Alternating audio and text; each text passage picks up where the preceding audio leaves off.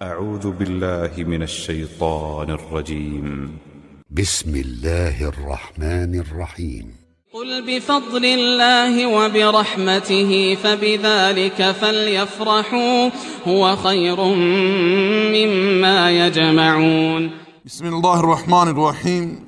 إن الحمد لله نحمده ونستعينه ونستغفره ونعوذ بالله من شرور أنفسنا ومن سيئات أعمالنا، من يهده الله فلا مضل له ومن يضلل فلا هادي له، وأشهد أن لا إله إلا الله وحده لا شريك له، وأشهد أن محمدا عبده ورسوله صلى الله عليه وعلى آله وصحبه أجمعين. قال الله تعالى: ولتكملوا العدة ولتكبروا الله على ما هداكم ولعلكم تشكرون.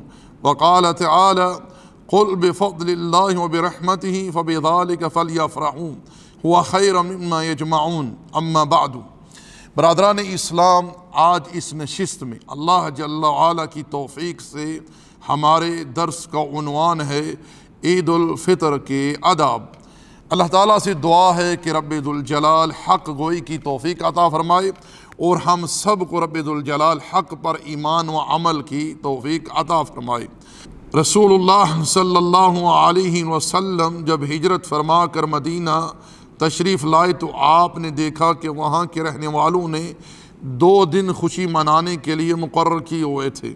اللہ کے رسول علیہ السلام نے ارشاد فرمائے: لوگو، اللہ تعالیٰ نے تمہیں ان 2 دنوں کے بدلے 2 عیدیں عطا کی ہیں، ایک عید الفطر اور ایک عید الاضحیٰ۔ عید الفطر یہ تب اہل اسلام کو عطا ہوئی جب اہل اسلام مسلمان اللہ جل وعلا کے فضل و احسان سے رمضان المبارک کے جو کہ اسلام کا چوتھا رکن ہے اس کی ادائیگی سے فارغ ہوتے ہیں، تب اللہ جل وعلا نے انہیں عید الفطر کے دن خوشی منانے کا حکم اور تعلیم دی ہے۔ رب ذوالجلال نے ارشاد فرمایا: وَلِتُكْمِلُوا الْعِدَّةَ، اور تم گنتی کو پورا کرو، وَلِتُكَبِّرُوا اللَّهَ عَلَى مَا هَدَاكُمْ، اور تم اللہ کی کبریائی بیان کرو کہ جس نے تمہیں ہدایت دی ہے، جس نے تمہیں نیکی کی توفیق عطا کی ہے، عمل صالح کی توفیق عطا کی ہے، وَلَعَلَّكُمْ تَشْكُرُونَ، اور تم اس کے شکر گزار بندے بن جاؤ۔ عزیز دوستو، عید الفطر کے آداب میں سے پہلا ادب یہ ہے کہ عید چاند دیکھ کر کی جائے گی۔ 29ویں کو اگر چاند نظر آ گیا ہے تو عید کر لی جائے گی، اگر چاند نظر نہیں آیا تو 30 دن کی گنتی پوری کر لی جائے گی، اس کے بعد جو ہے شوال کا آغاز ہو جائے گا۔ اسلام نے ہر معاملے میں اہل اسلام کی رہنمائی فرمائی ہے۔ دوسرا ادب یہ ہے کہ نماز عید کو جانے سے پہلے زکوٰۃ الفطر ادا کرنا، کیونکہ رسول اللہ صلی اللہ علیہ وسلم نے اسے فرض کیا ہے امت پر، ہر مرد، عورت، بوڑھے، بچے، آزاد غلام سب پر فرض کیا ہے۔ اس کی مقدار 1 صاع ہے جو 2.5 کلو سے 3.25 کلو کے درمیان ہے۔ اس کی ادائیگی نماز کو جانے سے پہلے کرنی ہے اور یہ ہر صاحب استطاعت پر، قدرت رکھنے والے پر فرض ہے۔ اس تعلق سے تیسرا ادب یہ ہے کہ اس دن کثرت سے تکبیرات پکاریں۔ اللہ جل وعلا کا ارشاد ہے: وَلِتُكَبِّرُوا اللَّهَ عَلَى مَا هَدَاكُمْ وَلَعَلَّكُمْ تَشْكُرُونَ، تاکہ تم اللہ کی کبریائی بیان کرو جس نے تمہیں عمل صالح کی طرف ہدایت دی، یعنی توفیق بخشی، اور تم اس کے شکر گزار بندے بن جاؤ۔ اسی طرح چوتھا ادب یہ ہے کہ عید کے دن غسل کرنا، خوشبو لگانا، اگر دستیاب ہو تو نئے کپڑے پہننا یہ مستحب ہے۔ 5واں ادب یہ ہے کہ عیدگاہ کو جانے سے پہلے طاق عدد کھجوریں تناول کرنا۔ طاق عدد کہتے ہیں 1، 3، 5، 7، اس طرح۔ یہ نبی علیہ السلام کا اسوہ ہے، آپ اس طرح کیا کرتے تھے علیہ السلام۔ ایک راستے سے جانا اور دوسرے راستے سے واپس آنا، اور اگر آسانی ہو تو کوشش کرے کہ عیدگاہ کی طرف پیدل چل کر جانا، جاتے ہوئے تکبیرات کہتے ہوئے جانا۔ تکبیرات عید کیا ہیں؟ اللہ اکبر، اللہ اکبر، اللہ اکبر، لا الہ الا اللہ، اللہ اکبر، اللہ اکبر وللہ الحمد۔ یاد رکھیں کہ ہر شخص انفرادی طور پر تکبیریں کہے، اجتماعی طور پر تکبیرات کہنا یہ سنت کے خلاف ہے، یعنی اللہ کے رسول علیہ السلام سے ثابت نہیں ہے اور نہ ہی صحابہ کرام سے۔ اس لیے ہر شخص اخلاص کے ساتھ اکیلے علیحدہ علیحدہ تکبیریں پکارے اور مسلسل پکارتا رہے جب تک کہ امام نماز کے لیے نہیں آ جاتا۔ چھٹا ادب اس تعلق سے یہ ہے کہ کوشش کریں کہ عید کی نماز کھلے میدان میں یعنی عیدگاہ میں ادا کریں۔ یہ نبی علیہ السلام کا اسوہ تھا، آپ کا طریقہ تھا۔ آپ علیہ السلام نے اس بات کی امت کو تعلیم دی ہے اپنے فعل سے۔ اللہ جل وعلا نے ارشاد فرمایا لَقَدْ كَانَ لَكُمْ فِي رَسُولِ اللَّهِ أُسْوَةٌ حَسَنَةٌ، تمہارے لیے ہمارے رسول کے اسوے میں بہترین نمونہ ہے۔ ہر معاملے میں، عبادت ہو، اخلاق ہو، معاملات ہو، تجارت ہو، ہر معاملے میں ہمارے رسول کا اسوہ تمہارے لیے اہل اسلام بہترین نمونہ ہے۔ جی یاد رکھیں کہ اگر آپ عید کی نماز کے لیے کھلے میدان میں عیدگاہ میں آئے ہیں تو وہاں کوئی نفل نماز نہیں ہے، بالکل وہاں آپ جا کر بیٹھ جائیں، تکبیرات پکارتے رہیں۔ البتہ اگر آپ مسجد میں آئے ہیں نماز عید کے لیے تو بیٹھنے سے پہلے 2 رکعت نماز فقط تحیۃ المسجد ادا کریں گے، اس کے علاوہ کوئی اور نماز نہیں، کیونکہ یہ مسجد کے آداب میں سے ادب ہے کہ جب بھی کوئی مسجد میں داخل ہو وہ بیٹھنے سے پہلے 2 رکعت نماز تحیۃ المسجد ادا کر لے۔ اس بات کا اللہ کے رسول علیہ السلام نے حکم دیا ہے۔ جب امام نماز کے لیے آ جائے تو تکبیرات کہنا بند کر دیں، پھر اس کی اقتداء میں 2 رکعت نماز ادا کریں۔ پہلی رکعت کے اندر 7 تکبیرات ہیں، اور یاد رکھیں کہ یہ 7 تکبیرات تکبیرہ تحریمہ کے علاوہ ہیں، اور دوسری رکعت میں ہیں 5 تکبیریں، اور یہ 5 تکبیریں تکبیرہ انتقال کے علاوہ ہیں۔ اور جب آپ تکبیر کہیں گے تو ہر تکبیر کے ساتھ ہاتھ اٹھائیں گے، رفع الیدین کریں گے، کیونکہ ابن عمر رضی اللہ تعالی عنہما بیان کرتے ہیں کہ رسول اللہ صلی اللہ علیہ وسلم جب بھی نماز میں تکبیر کہتے تو آپ علیہ السلام اپنے دونوں ہاتھوں کو کندھوں تک اٹھایا کرتے تھے، صلی اللہ علیہ وسلم، یعنی رفع الیدین کیا کرتے تھے۔ جی امام کے لیے مستحب ہے کہ وہ پہلی رکعت کے اندر سورہ اعلیٰ کی تلاوت کرے اور دوسری رکعت کے اندر سورہ غاشیہ کی تلاوت کرے، کیونکہ نبی علیہ السلام کے فعل سے یہ بات ثابت ہے۔ جب آپ نماز سے فارغ ہو گئے ہیں تو کوشش کریں کہ اپنی جگہوں پر بیٹھے رہیں اور خطبہ سنیں۔ صحابہ کرام جب نماز سے فارغ ہوتے تو بیٹھ جاتے خاموشی کے ساتھ، اللہ کے رسول علیہ السلام لوگوں کو وعظ و نصیحت کرتے اور وہ خاموشی سے بیٹھ کر سنا کرتے تھے، گویا کہ ان کے سروں پر پرندے بیٹھے ہوئے ہیں۔ اس طرح خاموشی اور ادب کے ساتھ لوگ نبی علیہ السلام کے سامنے بیٹھا کرتے تھے، اور جب خطبے سے فراغت ہو تو دعاؤں میں شامل ہوں۔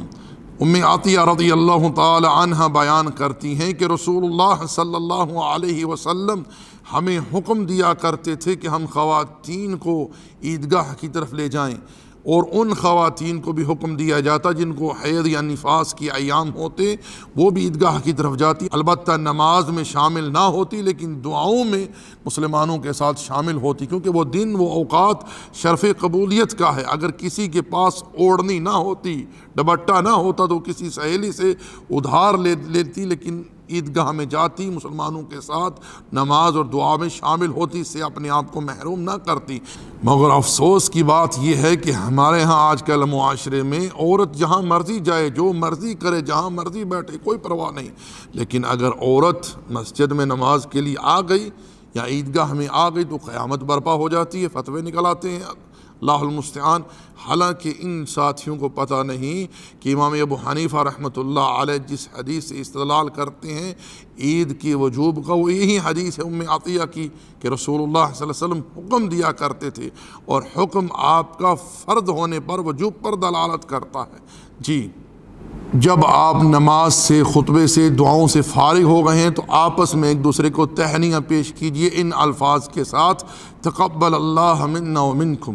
نبی علیہ السلام کے اصحاب سے یہ بات ثابت ہے کہ وہ نماز عید سے فراغت کے بعد ایک دوسرے کو اس طرح تہنیاں پیش کیا کرتے تھے، تقبل اللہ منا ومنکم۔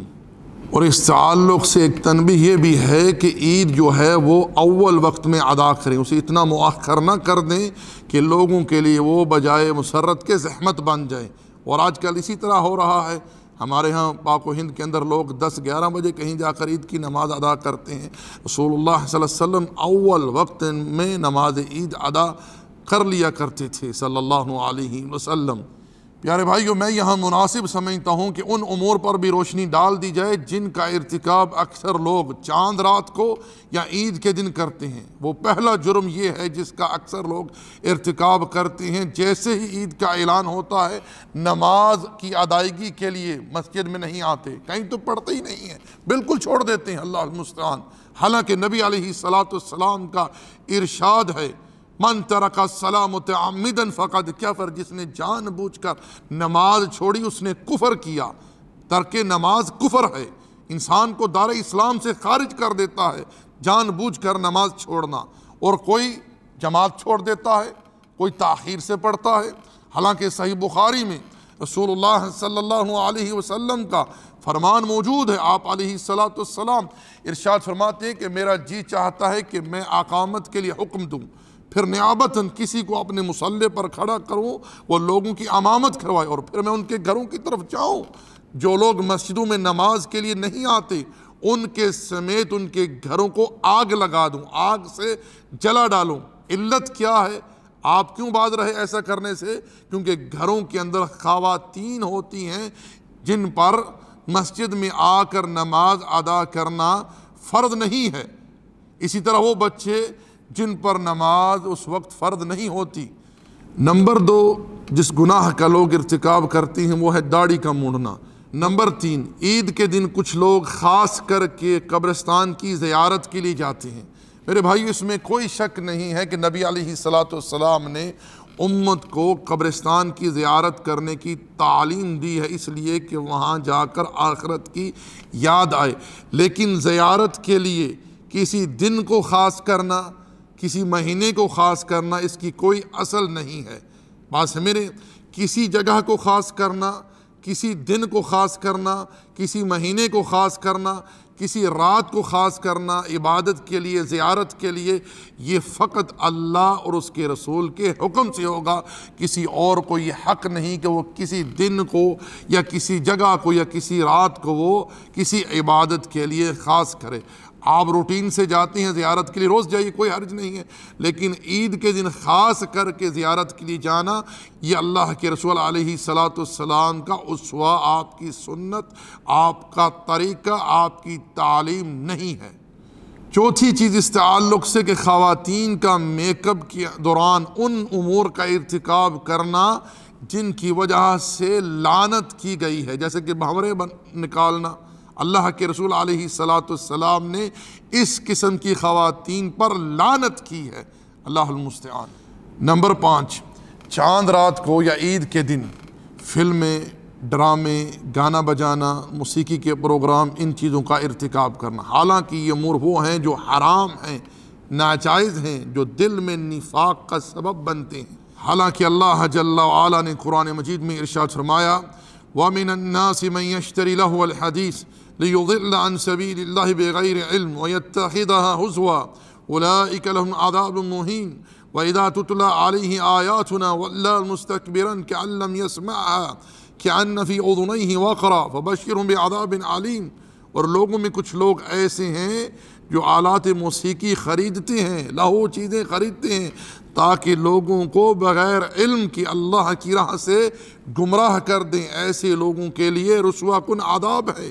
جب ان کے سامنے رب کی آیتیں تلاوت کی جاتی ہیں تو یہ اس طرح ہو جاتے ہیں گویا انہوں نے سنا ہی نہیں، جیسے ان کے کانوں میں بہرا پن ہے۔